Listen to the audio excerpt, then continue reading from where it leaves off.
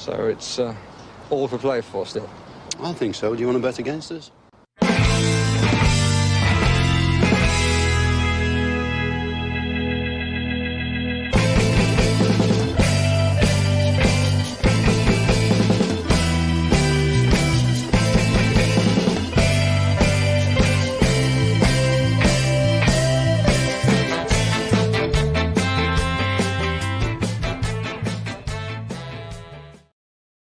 Hi, villains, and welcome to For the Love of Paul McGrath podcast. Aston Villa versus Chelsea, or Chelsea versus Aston Villa, if you want to be pedantic about it. Today, as Villa go to Stamford Bridge, looking to finally, or hopefully, or whatever way you want to talk about it, leapfrog Chelsea in over that 10th position and get out of 11th position today. And Paddy, do you know of anyone who's gone to it? Do I know anyone's gone to it? Good question. I don't actually. I do. I know one person who's there. Kieran O'Callaghan is there. I saw something up on Twitter earlier on. Kieran, I think, is below there. Kieran says, "Afternoon team. My head says 2-2. My heart says 2-1 Villa. Watkins brace." And I would love that. I would absolutely love a 2-1 Villa today, which would be fantastic. But I think it's going like there seems to be a nice vibe around coming back from international break, Paddy. There seems to be a nice kind of I'm not going to say an air of expectation, but there seems to be an air of, okay, we find the players seem to finally have something going for them and finally seem to know what they're doing. Kind of vibe around the place. Are we setting ourselves up to fall? Well, you never know what's going to. I woke up this morning out of a dream that was basically we were robbed by a referee today, so I wouldn't be surprised if that was to happen against one of the greedy six. So we're probably overdue one of them ones, but we'll all we can do is inflict our game on them and hope for the best. I'm hoping that in 6 minutes' time we see Boubacar Kamara and we hear positive news. And I bet you my mic is a bit better now because I think it is much better now. Yeah, great. So like since we were on for the preview, looks like Boubacar Kamara is going to be back in the fold somewhere or another, and we'll find that out soon.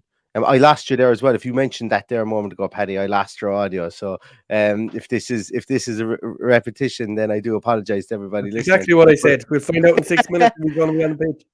But also, Reece James looks like he's going to be back for Chelsea as well. That was a big one from Graham Potter yesterday.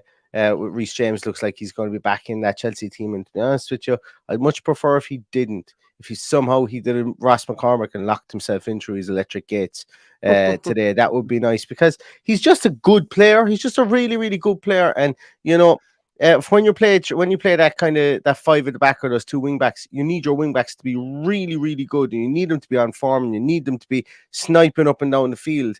And if they were going to have to move Ruben Loftus-Cheek back there, that would minimize or make a lesser threat. I feel in that area. We spoke about it previously. Maybe Cucurella goes in there or whatever, but when I was doing the Villa View yesterday with Dan Bardell, it was he mentioned it would be Loftus-Cheek and. Look, for me, it's just a small bit of a bummer that they get him back. But I still feel really confident about this game. And what I mean by confident, I feel confident of a good performance, a good away performance. But I also feel confident, as I say, of an Unai Emery away performance, which may not be pretty on the eye, which I'm absolutely fine with.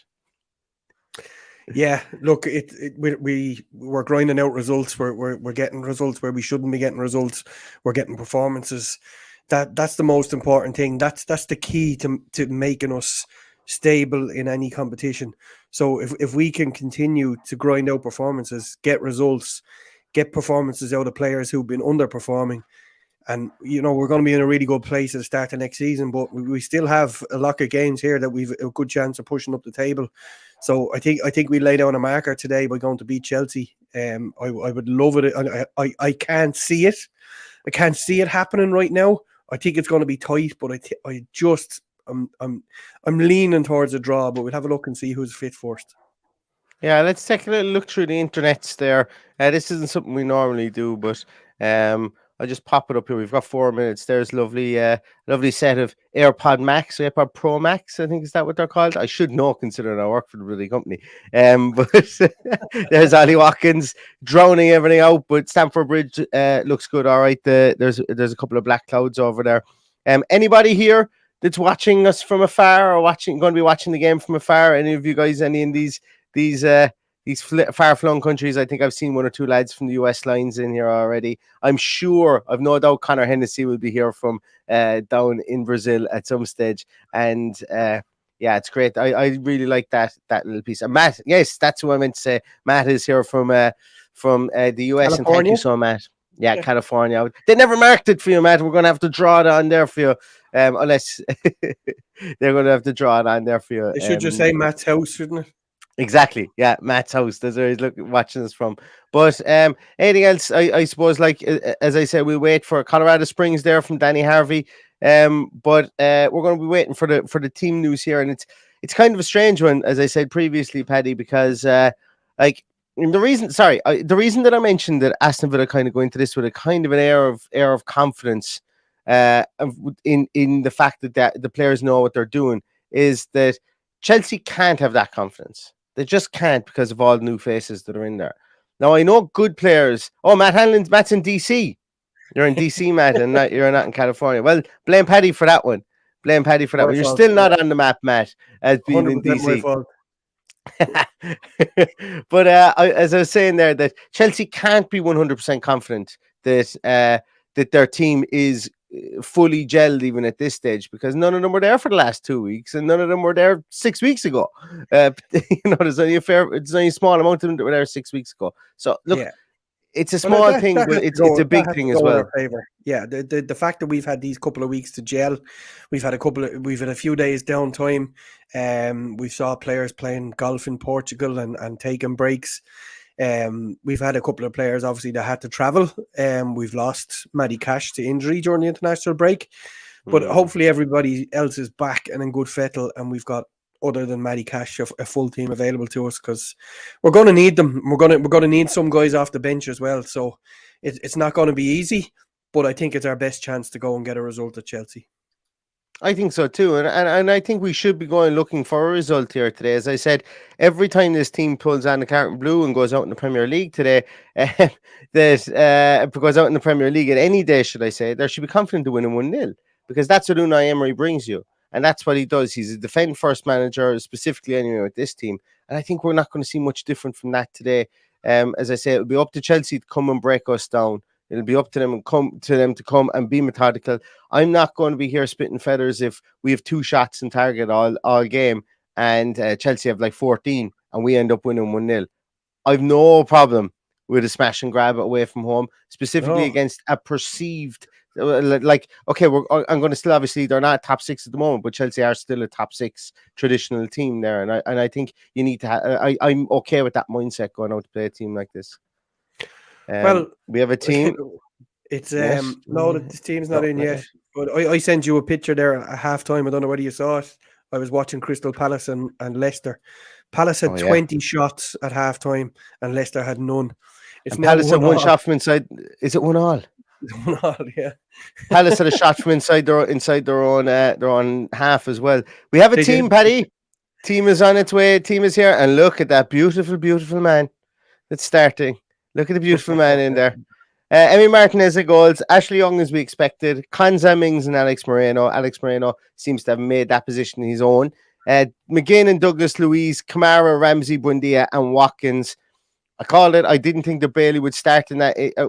I wouldn't have been surprised if Bailey had started, but I would have always preferred Buendia, and I think the majority of people here watching 100%. Would have said Buendia over Bailey, given recent form. So the subs bench is whoa. Who's right? is he some goalkeeper? Because I just saw Sidasalo and I didn't see Olsen, and I went, oh my God, we've only got 1 goalkeeper on the bench. But I don't know whether Mr. Wright is. I have no idea who that person is. Is it Alan Wright? It could be Alan Wright. Is it I was going to say Tariq Wright, but he's gone. He's gone. That's mad. Oh no, I feel like a fraud now because I just had the Villa Academy and we was chatting to him this morning. And we're hoping to do something again in the middle of the week about the Academy players once more. But I'll definitely be asking Dave him. Bond said it's James Wright, a goalkeeper. James Wright, good solid name, James Wright there. So we do have two goalkeepers. Whew. Jesus, I thought we were going to be left short there for a minute if we didn't have two goalkeepers. We've got two. We do have a full bench. We've 9 on the bench for the first time in a while. Exactly. Then Donker came back onto the bench there. So we've got Diego Carlos, Traore, Chambers, Duran, Dina, Bailey, and then Donker. And that's a strong bench, albeit there's two goalkeepers on the bench there. It is a strong bench for sure. And Cash 2Cash66 says that Wright played versus Bristol during midweek as well. Yeah. James Wright. Yeah, I'll be honest with you. I don't think I've ever heard of him before. So I'm interested. It's piqued my interest now, and we have a talking point for a midweek with the Academy of AFC tomorrow during the week, should I say? Paddy, what do you make of it? I was very happy, very, very, very, very, very happy to see Kamara and back to her shape. Like the only thing is not having Matty Cash because he's been playing so well the last few weeks. It's disappointing for him to pick up that injury. Other than that, that's absolutely the team I'd put out there. There's no changes. Well, Matty Cash isn't fit, so that's obviously going to be a change. But that is the team I would pick. We've got McGinn in the more advanced position. We've got Ramsey, who's been playing pretty well lately. Watkins, who's been on fire. Buendia, who I think deserves a start over Bailey for sure. And then you look at what can change the game. Duran, Bailey, Traore. There's plenty there that if we need to go to the well, that they can come on and change things for us. A little bit light in the midfield department from the bench, other than Donker. We've no natural midfielders in there. But look, the big news today is that Kamara is back, and it's great news. Absolutely. I'm intrigued, everybody. So let's learn together. James Wright. Congratulations on making the match day squad, James Wright. Let's have a look at him. There's James Wright, goalkeeper. So if you see this guy walking on the street, pat him on the back. Although if he's in DC, Matt Hanlon, ask him what the hell he's doing in DC, and he's not over it. So he's had 13 appearances and 12 starts, played over 1,000 minutes, had 1 clean sheet so far this season. So you can find him there. His bio is that James Wright is a young goalkeeper forming part of the under-18 squad for the 22 and 23 season after signing his first professional contract with the club in July 2022. He signed for Aston Villa as a scholar in July 2020 and he joined from Man City, where he spent a number of years in the academy. I remember him. I remember reading that he signed, and I also remember that they made reference in whatever post I read that it was Philip Marshall as well was somebody who signed, I think, from Man City as well, or he signed from another club, and they were talking about the academy signing from the academy signing goalkeepers from other teams. But yeah, there he is now. There's James Wright in all his glory. And with our greatest respect to James Wright and all his family, I hope we don't have to use him because that would mean we probably have had 2 goalkeeping injuries today. But fair play to the young man, and it's going to be a great experience for him getting on the bench. Let's have a little look and see the Chelsea team, Paddy. Very strong, very, very strong. I expect it to be. The only they are playing Chilwell and Cucurella, which is strange. So one of them is going to play obviously on the left of a 3 central defensively. Probably Cucurella with Chilwell on the wing back position. I would imagine. If James is back. Kovacic is in there, Loftus-Cheek is in there, Mudryk is in there, who I kind of slagged off in the pre-match or during the week when we did the preview. So I hope he doesn't come back to bite me on the arse, but he hasn't exactly set the world on fire since he came in there. And Havertz and Joe Felix, it's a bloody good team. It really is. I think it's going to be James. Probably it will be James and Chilwell will be the 2 wing backs, and then you'll have James and that's actually interesting. Are they playing a back 4, or is Loftus-Cheek That is an interesting setup. Yeah, I presume they would have they are playing a back four there with Yeah. Enzo, Kovacic, and or maybe Kovacic and Loftus Cheek holding, and Enzo, Mudryk, Havertz, and whatever. Look, either way, it's going to be a Well, formidable, the back three will more than setup. likely be Loftus-Cheek, Kubali, and Cucurella. The wing backs will be Think James so? and Chil. The wing backs will be James and Chilwell, and then you've got Fernandez and Kovacic kind of holding the midfield, and then take your pick who plays up top or who plays in the 2-10 positions that they play. But probably Havertz and Mudryk in behind Felix, I would imagine. Yeah, it's well, if they're if Loftus Cheek is if they're going to be playing Loftus Cheek and Cucurella as part of a back three, I'm bloody delighted.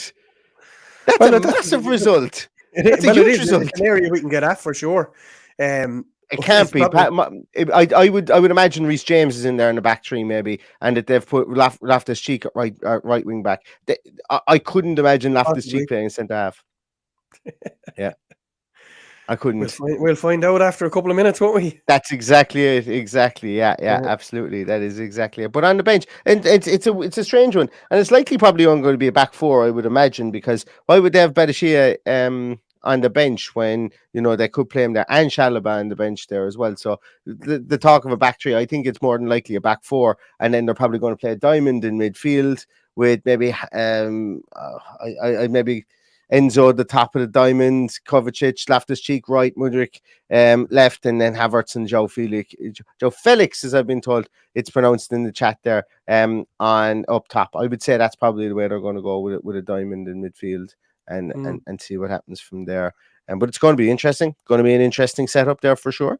I think it is. Or it could even be a 3-4-3.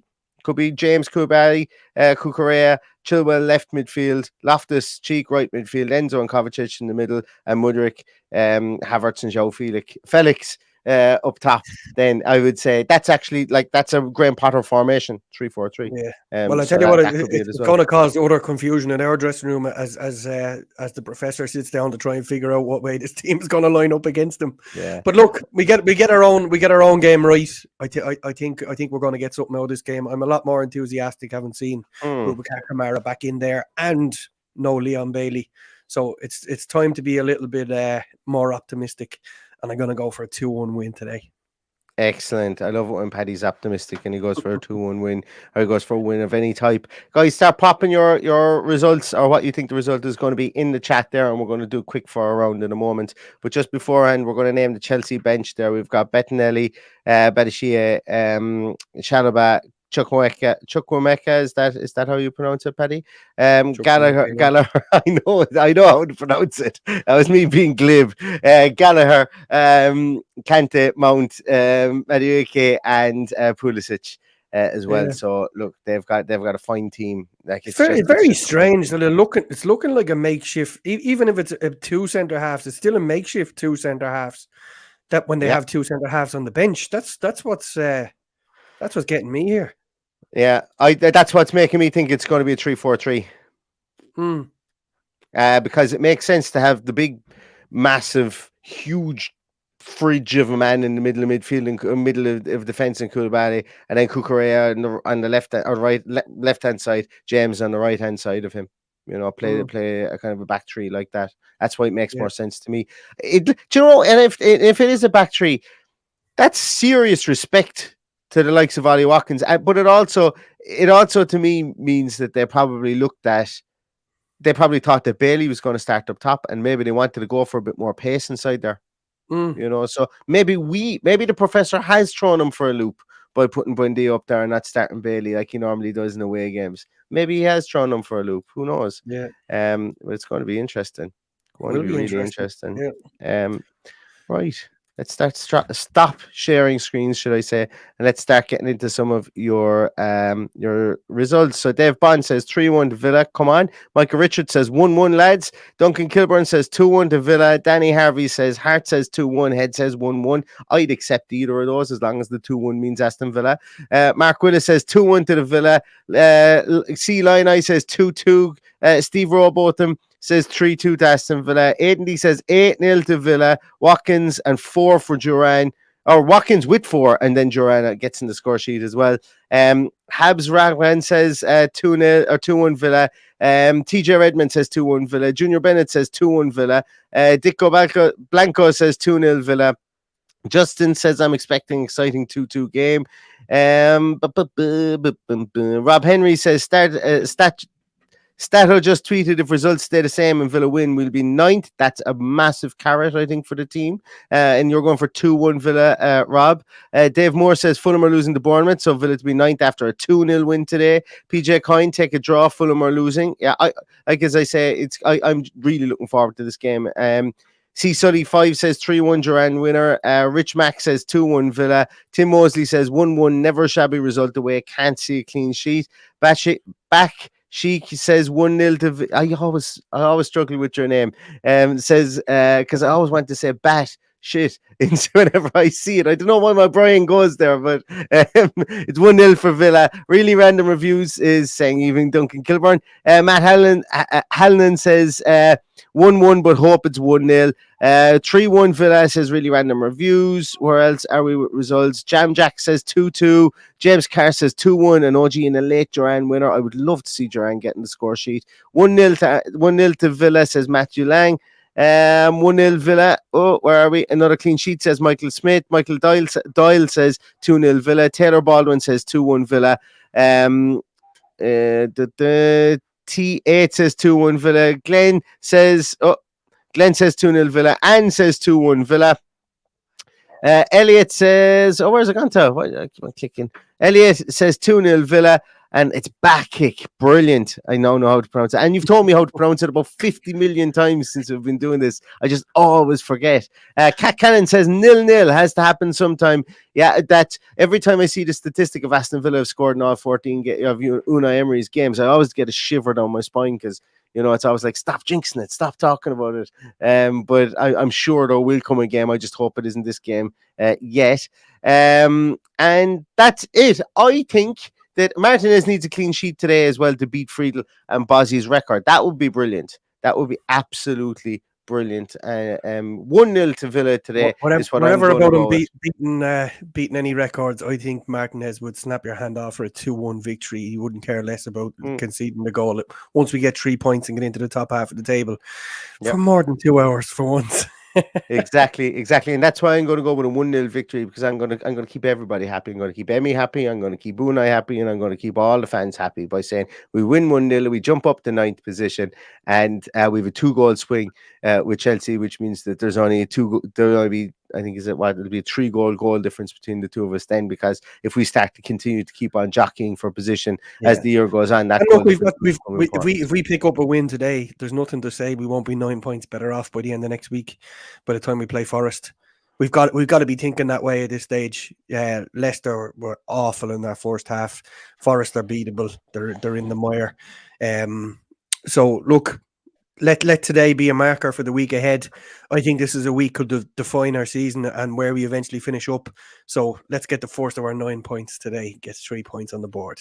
Excellent. I absolutely love it. Everybody, thank you so much for joining today. A bit of a shorter one today. Myself and Paddy both need to exit stage left before 4:45. So I thank everybody for popping on the podcast today. Give it a thumbs up. If you like it, you like it. And tell somebody else that you like it. If you don't like it, then don't tell them that you don't like it. That's what we'd ask you to do.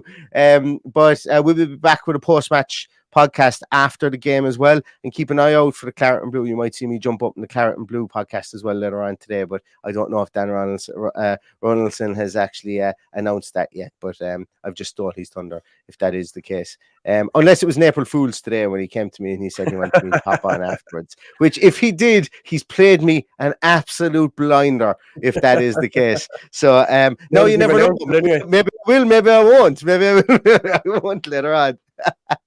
But so we're going to leave you go, guys. Thanks so much for everything you do. Hit the like button on your way out there, and if you think somebody like the podcast, ask them to subscribe as well. We'd really appreciate it. So here's Aston Villa versus Chelsea. Hopefully Aston Villa can get the win we so badly want and jump up into the top half of the table, because I think the team deserves to be there anyway. And let's see what happens. So until then, everybody, stay safe, stay healthy, and all that's left to say is up the Villa.